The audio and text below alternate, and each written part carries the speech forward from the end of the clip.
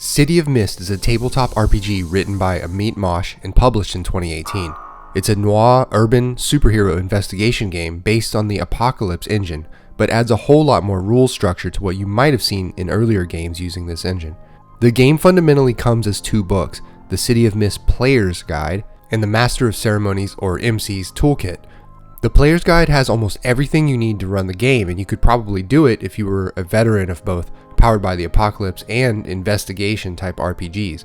But the MC's Toolkit contains a lot of valuable guidance on how to structure and run a City of Mist scenario, as well as some MC specific moves and game mechanics. I'm reviewing both books in this video with an emphasis on the Player's Guide. When you're on a killing spree in Dungeons & Dragons and your party needs to clear an entire fighting pit full of monsters, there are few spells more effective than Fireball.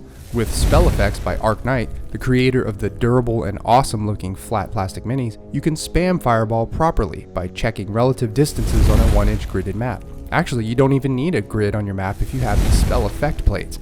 The spell effects, like all of Arknight's physical tokens, are made from clear polycarbonate plastic that you can easily see through to see which monsters you and your party have roasted. It's really handy. A quick word about another sponsor here. Rollin Kunz over in Austin, Texas is running a Kickstarter for a dungeon building card deck called Dungenerator. You can create an unlimited variety of dungeons with a 52 card deck, with each card illustrated by Rollin himself. The deck works by shuffling, then placing an entrance card, then attach a room card to each opening. Anytime a room overlaps another card, you remove that overlapping card and flip the previous room, which will contain a dead end. It's already been funded and all the stretch goals have been unlocked, including high quality cardstock, color grid battle maps, digital rewards, a token pack, and all kinds of stuff. I've left a link in the description below for you to hop over and throw in your support. Now, back to the video. Okay, so the idea here is that there's a city. It doesn't matter which city, or even if it has a name. Think of it as a snow globe or a petri dish for you and your players. To the characters inside the city, this is a sprawling modern metropolis. In this city, there are two kinds of people, the sleepers and the rifts. Sleepers are normal people, thinking they're in a normal world, and who do not see, or if they do see, ever remember anything supernatural. Rifts are people who have been awakened inside. Something called a mythos has chosen them and given them their superpowers. The thing that is causing the sleepers not to see anything supernatural is called the mist. It's a sort of invisible living entity that enshrouds the city and tries to keep people from perceiving the fantastical events happening around them. The point of the game is to resolve internal struggles between your normal Logos self and your superpowered Mythos self. Each character also pursues external struggles in the form of cases to be solved as a crew. Thus, there's a lot of investigation going on, and between the heavy personal mysteries, the description of city zones, and the brilliant dark comic book artwork, this game is decidedly noir. The books are full-color, stitch-bound, and with premium quality paper. Like any book at this tier of quality, they're heavy in the hand, and due to the binding, the pages lay flat. I noticed on the Son of Oak website that they have employed the same artists, or at least artistic style, across all of their other books as well, so I can see how it would be tempting for collectors and enthusiasts of this game to line these up on the bookshelf once they're all available in print. The MC Toolkit breaks down your Petri dish city by zone.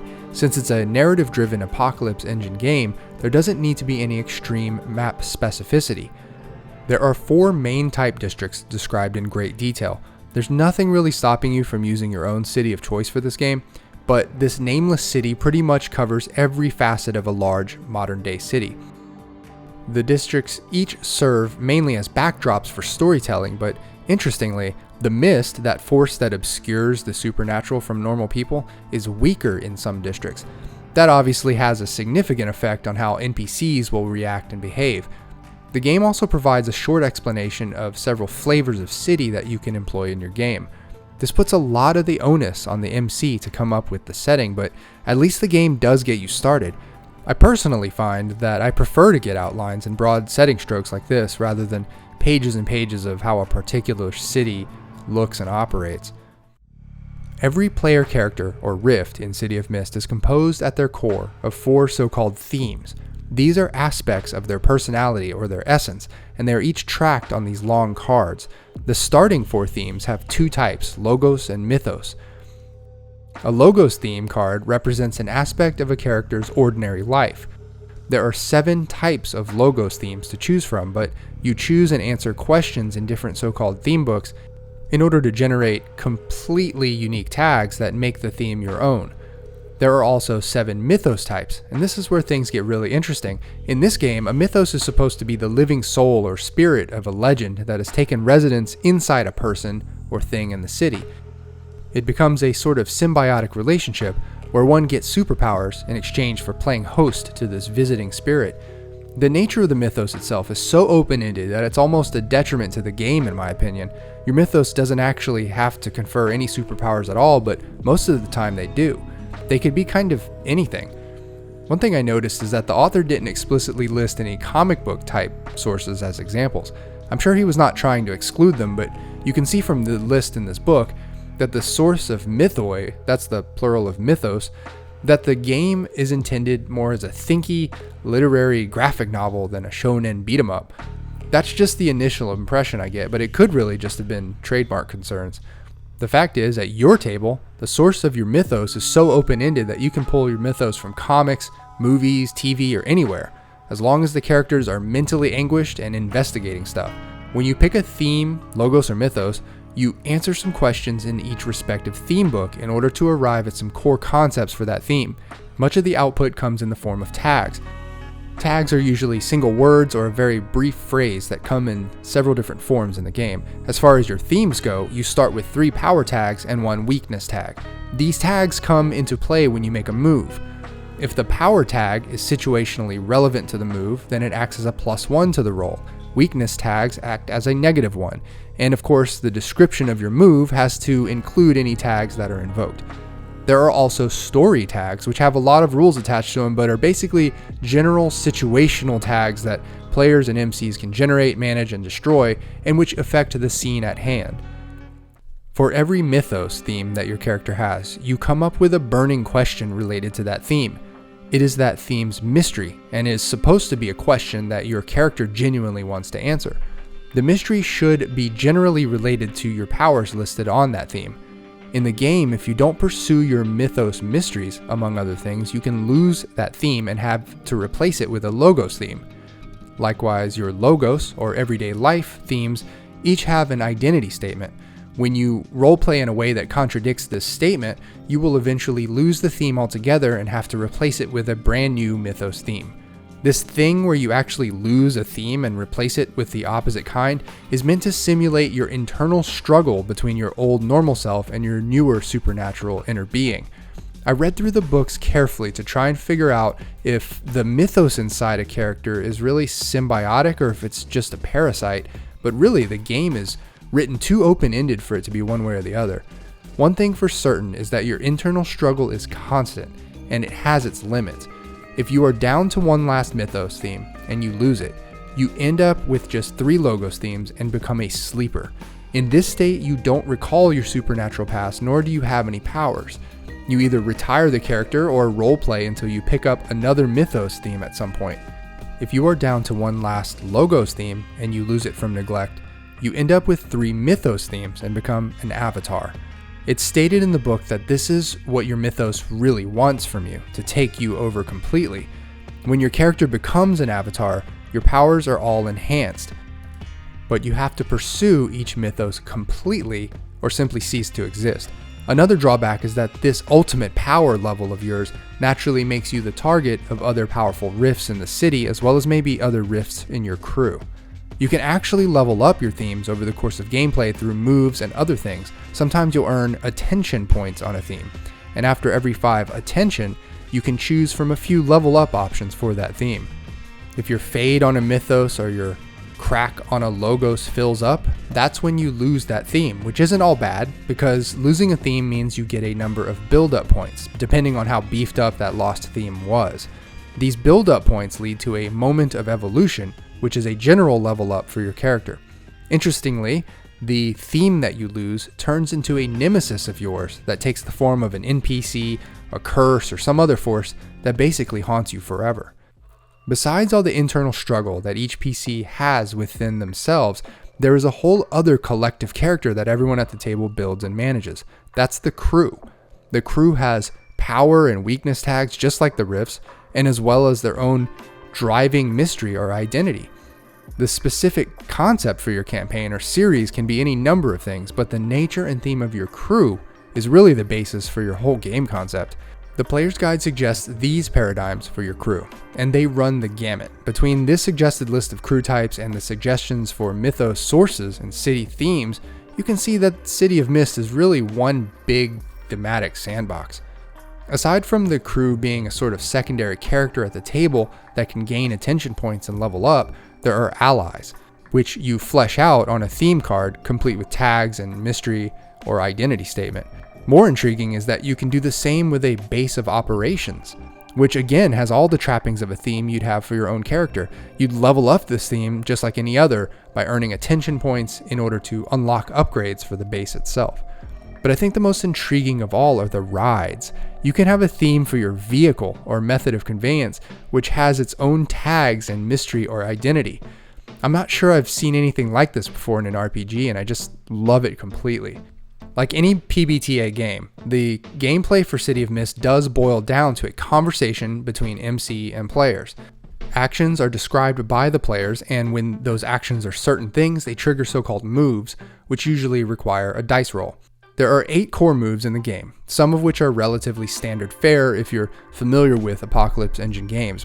But even the more vanilla moves still require you to work relevant tags into the move descriptions, which is a novel concept. You roll 2d6 plus modifier. 6 or less is a miss, in which you suffer a narrative and sometimes specific stated setback. 7 through 9 is a partial success, and each move describes what options that gives you. A 10, 11, or 12 is a complete success. Many of the moves have you rolling 2d6 plus your power.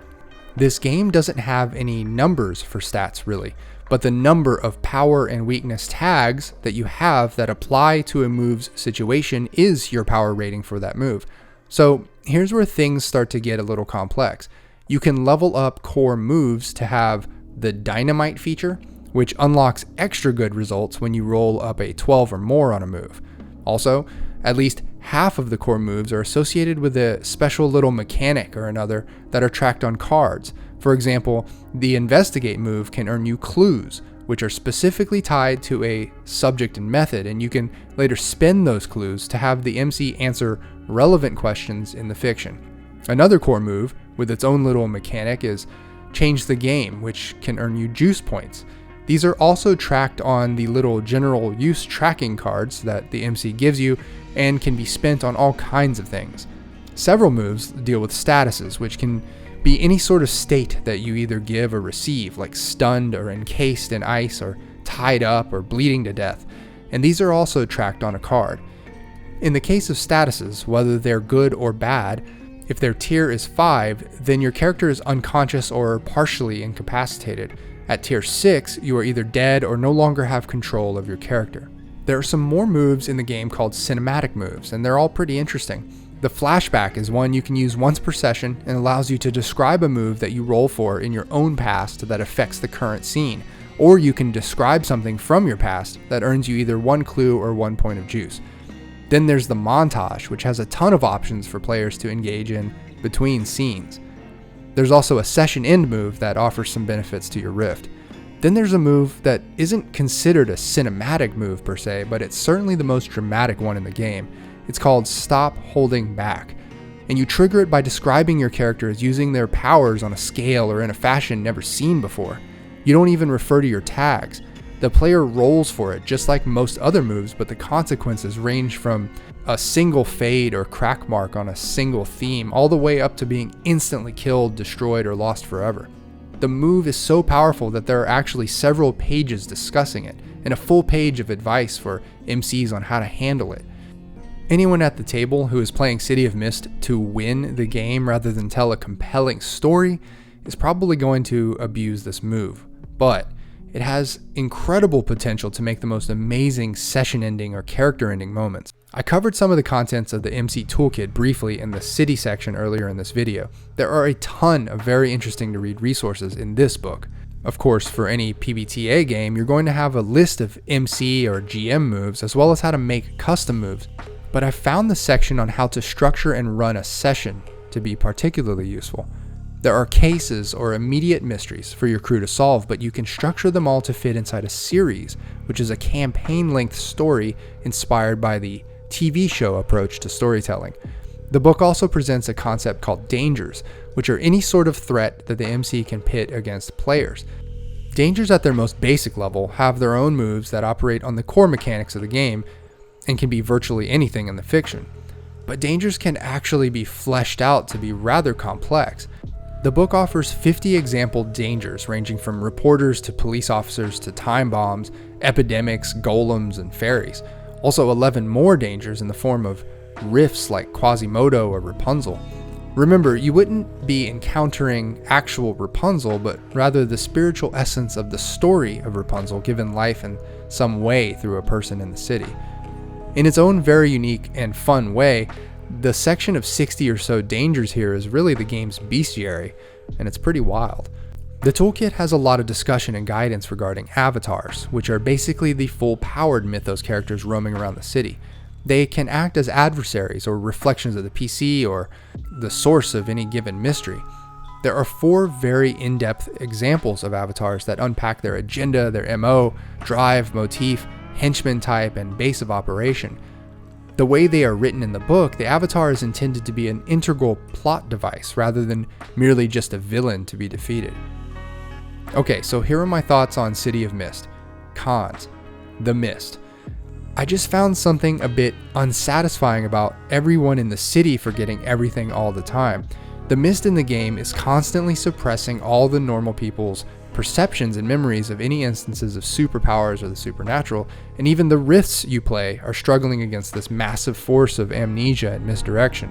This has a couple implications, one inside the story and one outside. In the fiction, this means that your Rifts and your crew never get famous or garner the praise of the general public. Fame is a major component in a lot of superhero stories, and it's just non-existent here. What the Mist does to the game itself is sort of box the story into something like a dream or a thought experiment, or as I alluded to earlier, some kind of petri dish. In the end, it doesn't feel like any of the events are really happening, that it's just a self-aware story. And I know that's a really weird criticism because every RPG is just a story being told at the table. It's not real, but this game subtly, albeit cleverly, reminds you of that fact. Pros. Apocalypse engine burns bright. I didn't choose to review this game at random. It comes from many suggestions made by the Powered by the Apocalypse community that cited this game as one of the best examples. It's said that the best such games reinforce its themes through its rules, and you see that here. The way the character cards work, tugging at each other between Logos and Mythos in each character, is a fundamental feature, and you end up constantly thinking about it and role-playing that internal struggle just in the course of playing the game. Actually, the 4 themes for each character aren't even Apocalypse Engine, they're one of this game's independent innovations. But the 8 core moves are inherently PBTA, and they are well connected to the game's core theme. And all of the main mechanics like the descriptive tags and the clues and statuses are all centered around creative storytelling rather than stat crunch and tons of dice rolling, which I think is the overarching goal of PBTA. MC Toolkit. I've seen some great Game Master sections and GM guides, and I've seen some bad ones. The best ones don't just dispense a bunch of generic GM advice, but rather connect the advice to the game itself. City of Mist does this and fleshes out an entire book filled with closely tailored advice. I could almost consider it a criticism that this game has a 250-page MC guide, since it highlights just how complex it can be to run a game of City of Mist. There are so many things to consider between the rules refereeing and the pace and the structure of the storytelling coordination, but the fact is, the MC Toolkit is easy to read and it's well organized, and if you can take it all in and put it into practice, then I'd consider that a very real accomplishment. Art and design. The comic book style layout done in part by artists from the art studio Monster Pit in Spain evokes the comic graphic novel feel of the game itself. You see a lot of purples and darker shades, which reflects that no matter how you slice it, this is a noir setting, beautifully executed. And the layout expertly breaks up all the text and complex rules into easy to read pieces on each page. I'm not gonna lie, I think it would be a tough sell for a lot of game groups to hop onto a game of this complexity. Even if they're PBTA veterans, there are a number of mechanics beyond Apocalypse Engine that require at least a session 0 to get acquainted. Actually, the book calls for a session 0 to establish your crew relations and overall story type, so some folks might need a session -1 to get all the rules straight. You would do best to have players with open minds and an MC who knows the rules backwards and forwards so they can shepherd everyone at the table. You're never going to get a one-shot out of this game with beginners, I'll tell you that much. But once everyone is read in, City of Mist can be an epic superhero storytelling vehicle that is equal parts internal and external struggle. At the time of this recording, there is already a pile of published cases to use at the table, and of course you have the City of Mist community on Discord. I'll leave a link below to that and some free official resources that you can check out to see if you want to awaken the mythos in you.